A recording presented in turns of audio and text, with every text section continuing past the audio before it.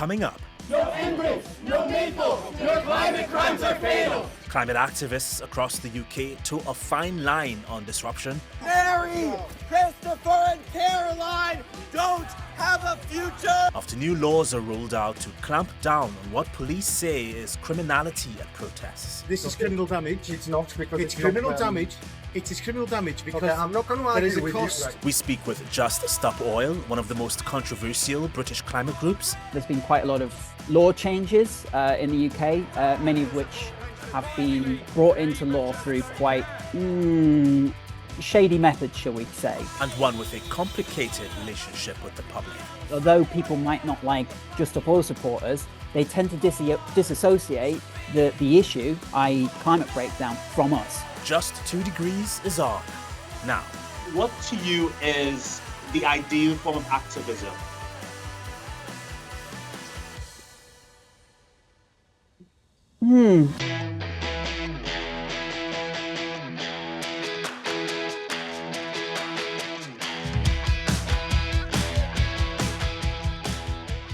April saw a raft of new laws in the United Kingdom meant to clamp down on disruptive protests. It's part of the larger Public Order Act passed by Parliament last year that was widely criticised as a de facto ban on public protests because it severely limits them and makes it a criminal offence to even carry equipment frequently used in peaceful protests. The latest laws under the Act, known as Serious Disruption Prevention Orders, target people who've already engaged in non-criminalised protest offences, what officials call dangerous disorder, like demonstrators who've blocked roadways, climbed memorials, engaged in locking on or connected themselves to things or people. The new penalties can restrict where they go, what protests they can participate in, and even stop them from using the internet to organise. And arguably, the organisation most well known for climate protests in the UK is Just Stop Oil. Several of its members have come under increasing pressure by the law and the public to end their controversial actions. Just Stop Oil. For nearly 3 years, that demand has been on the lips of British climate protesters, members of the activist group of the same name. Their demands of the British government? No more signing off on fossil fuel licenses and production.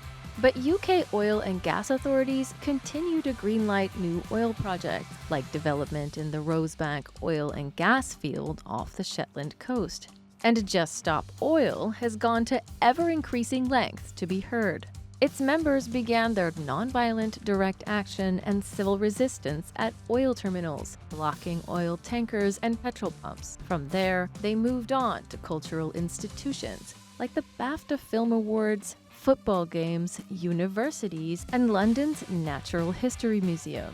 They've sat on the track at the British Grand Prix and glued themselves to Vincent van Gogh's Peach Trees in Blossom and Gianpietro's The Last Supper. They've crashed celebrity weddings, disrupted traffic on Waterloo Bridge, stopped a performance of Les Miserables in the West End. Their disruptive tactics have frayed nerves. Who are you to decide who gets to go? You're not God. And they've racked up thousands of arrests on a mission to live up to their branding. But it's a mission their members repeatedly insist requires disruption, however inconvenient or unpopular, to subvert climate catastrophe. So we spoke with James Skeet about the consequences of these new laws and the impact they have on Just Stop Oil's approach.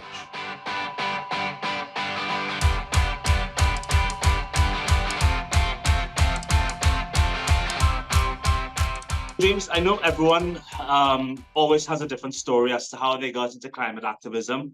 What's yours?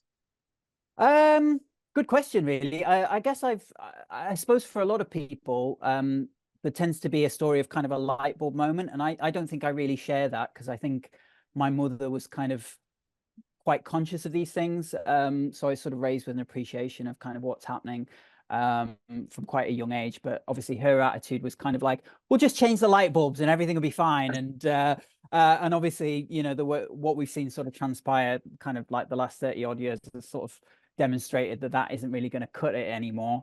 I guess in terms of my movement into climate activism, for want of a better term, would be I was recruited into an organization called Animal Rebellion, which was focusing at kind of plant-based food systems and looking at kind of transitioning agriculture and supporting farmers in that kind of transition. As part of that, I was involved in engaging in some quite large-scale disruptive actions that involved taking action at McDonald's and Arlo and various other evil corporations, basically. And off the back of that, I ended up getting recruited into Just Up Oil because the first phase of Just Up Oil consisted of targeting the oil infrastructure in the UK. And so that was kind of my route into Just Up Oil. And I've had various roles within the organization. I've been involved in action design for a couple of years, and then I've moved into coordinating the media space in the last year and a half or so. Is it difficult being a climate activist at such a such a high profile company like Just Stop Oil, for example? I mean, I guess the ideal activist would be a vegan, one who uses no animal products whatsoever, even in their clothing, their shoes. They don't drive a car. What to you is the ideal form of activism? I think it's though it's important to kind of recognize that we all have, like, everything we do has an impact. I think ultimately it means very little in the grand scheme of things when you have the corporations running amok in the way that they are, and you have governments facilitating that. So in the UK, for instance, our leaders, both Tories and the Labour Party, are sort of signing off on new oil and gas developments. One of which is called Rosebank. It's going to emit more carbon into the atmosphere than 28 whole countries combined. So I think that what we do on an individual level means, kind of diddly squat in the grand scheme of things, unless we deal with this from kind of a systemic point of view, basically. So, as you mentioned earlier, your group is involved in quite a bit of activity that's startling to the public, that's quite a bit disruptive sometimes. I think you've toned down quite a bit. Talk about how the Public Order Act that came out last year, and I think has been updated this year, has affected how you guys operate. Certainly. So yeah, as you may well have observed, there's been quite a lot of law changes in the UK, many of which have been brought into law through quite shady methods, shall we say. So the Public Order Act was basically crowbarred through Parliament by the Home Secretary. It was originally rejected out of Parliament, and she used ancient legislation from the time of Henry VIII in order to get that into law. And that has raised a lot of consternation amongst legal experts around the world. It's deeply, deeply concerning. In terms of like how it's affected our strategy, I would say it's affected us very little, actually. Obviously, the consequences are quite severe, but the fact of the matter is that anything that the government and the judiciary can throw at us is nothing in comparison to the crisis that is unfolding before us, right? So we are off the back of, we have just slammed through 1.5 degrees of warming in 2023. The whole year's been over 1.5. That was what was committed to in 2015. Zero reaction from governments. If anything, they've doubled down on drilling for more oil and gas. We've had 10 straight months of record temperatures. In the UK right now, farmers are tearing their hair out, right? Because crops are failing left, right, and center. And that's a common story all around the world. So we are on course for civilizational collapse, if we continue on this trajectory of runaway crop failure. So in the face of that, ultimately spending some time in prison or dealing with financial consequences or anything like that is kind of small potatoes. There are some interesting other legal developments in the UK at the moment, which I'm not sure if you particularly will necessarily be familiar with, but there's been a sort of move towards companies taking out what are called injunctions, which are essentially private laws brought by corporations that in effect circumvent your right to a trial by jury, right? And these are imposing huge prison time and basically unlimited fines on people, for as little as even standing outside an oil terminal with a sign. You might have seen yesterday a GP in this country, a doctor, was struck off because she took action sitting outside an oil terminal with a sign and spent 31 days in prison as a result of that, due to a corporate law bought by an oil corporation. So there's some quite disturbing dystopian things happening in this country at the moment. Talk about the corporate law specifically. Which oil company are you talking about, and how was this company able to do that? So I think that one was Valero, but I think it was taken out by two different corporations, that particular one. But in recent days, we've seen Shell take out an injunction against people who've previously taken action at oil terminals. That is in effect preemptively suing people for taking action, bearing in mind that they've not actually taken any action. So the interesting thing about these injunctions is that you end up having to pay the cost of the injunction, even if you've never broken it, right? And will sort of get a group of people to sign what's called undertakings, which gets their name taken off, but then that lands the costs on everyone else that's named on the injunction. And so this is kind of like a divide and rule tactic that we're seeing from oil corporations and the government. And now it's actually written in British law that the Home Secretary has the right to take out injunctions. Previously, that was just unheard of. So it's a pretty depressing state of affairs here at the moment, I must admit. The protests we see through the media always ends up with a confrontation between Just Stop Oil activists as well as members of the public. I believe you guys were once described as posh people disrupting other people's day. What's your reaction to that? And have you always supported this disruptive style of protest? Good questions, actually. So invariably, the people accusing Just Stop Oil supporters of being posh, out of touch people are themselves usually extremely well-paid media types who work for the likes of Rupert Murdoch and other media oligarchs. So it's always worth just questioning what the narrative that sort of is permeating through the news discourse, particularly in this country, where we have a situation where 80% of UK media is owned by 5 billionaires, right? So the narrative that permeates the sort of discourse around these things tends to be one that is beneficial to the billionaire class and ultimately people who have investments in oil and gas. In terms of our sort of approach of taking of engaging in public disruption, obviously this is a real point of contention for people, and oftentimes people don't really necessarily understand the strategic rationale for why we would do that. And yeah, I myself, before I kind of understood the mechanisms at play here, I was always very resistant to engaging in any kind of public disruption. But the fact is that why were you resistant? So, well, obviously, the sort of the easiest read on it is that it's counterproductive, that, you're just going to put people off your cause. That tends to be what people say. But the reality is that, and all the research into this indicates that basically, although people might not like Just Stop Oil supporters, they tend to disassociate the issue, i.e. climate breakdown, from us. So a narrative that you tend to hear quite a lot is, oh, I hate those Just Stop Oil guys, but what they're talking about is really important. And in that situation, we've already kind of won, basically, because what we've done is force an issue up the news discourse and up to the forefront of the public consciousness, so to speak. And oftentimes you'll find that even when we step out of a space, now you'll hear kind of our talking points permeating the news discourse, and you'll have pundits and stuff basically reiterating our talking points. And there's quite extensive research on this as well, is that although people might be quite annoyed by some of the actions that we at the beginning, as the dust settles, people tend to sort of forget about being kind of really annoyed at us. But the actual issue itself stays there. So we're fully aware that we're going to be unpopular, but that's a small price to pay if it stands us in any good stead of dealing with the most critical issue that faces us as a species.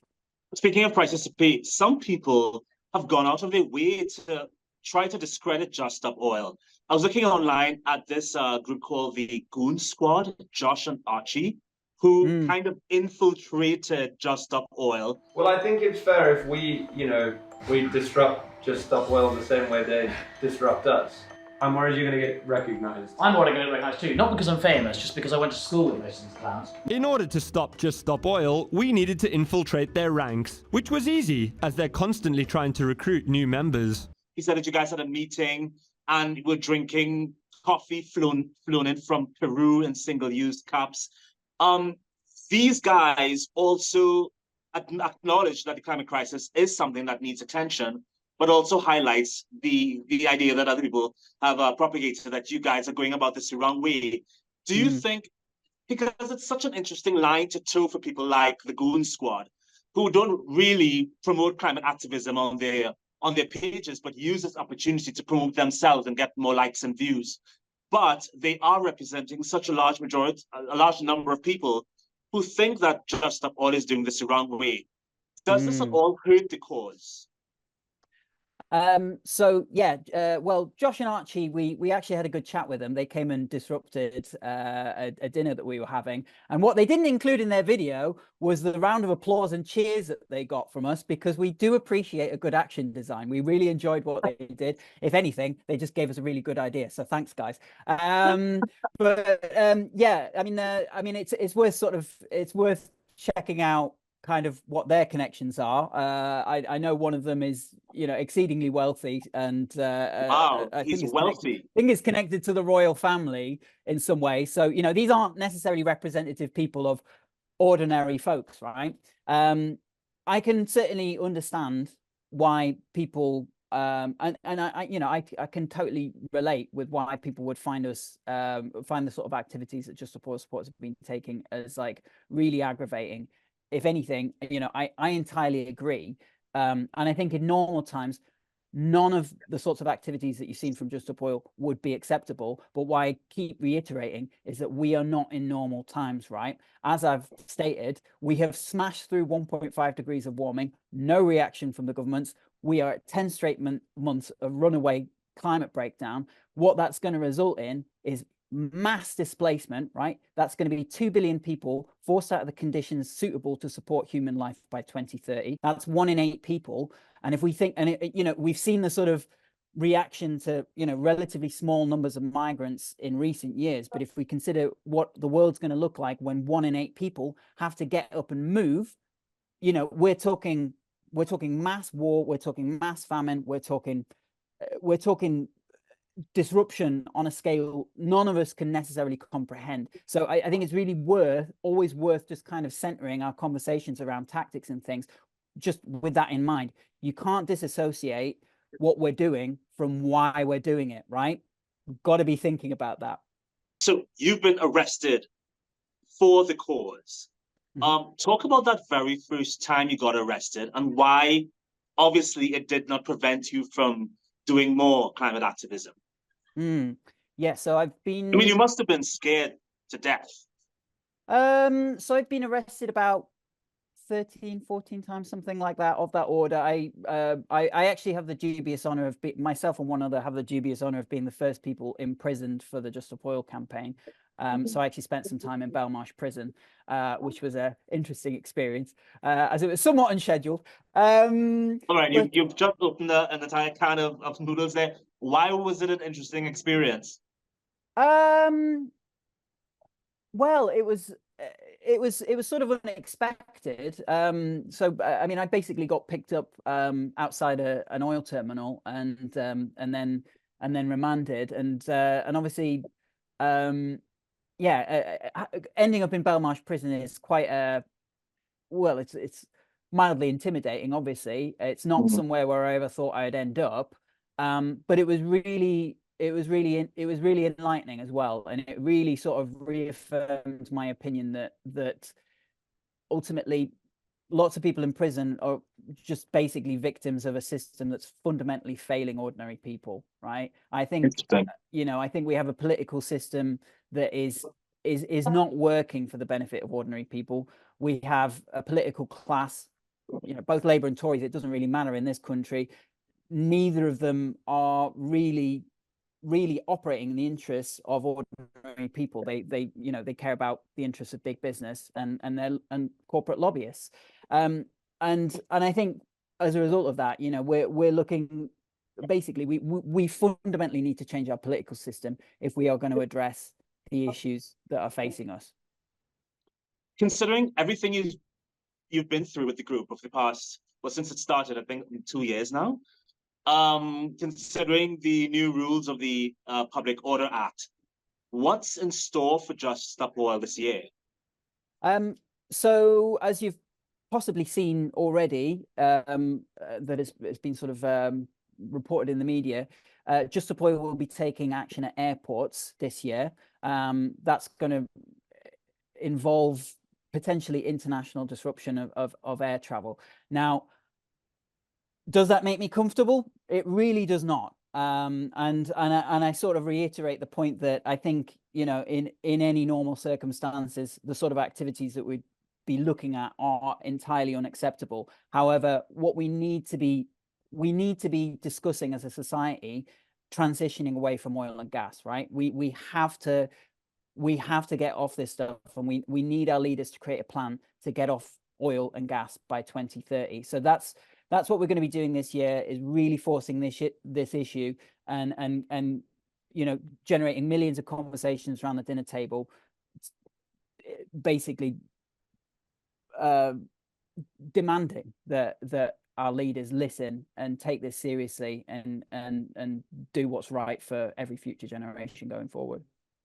Do you get the impression that your activism with Just Stop Oil and other groups in the UK has influenced the Parliament in any way?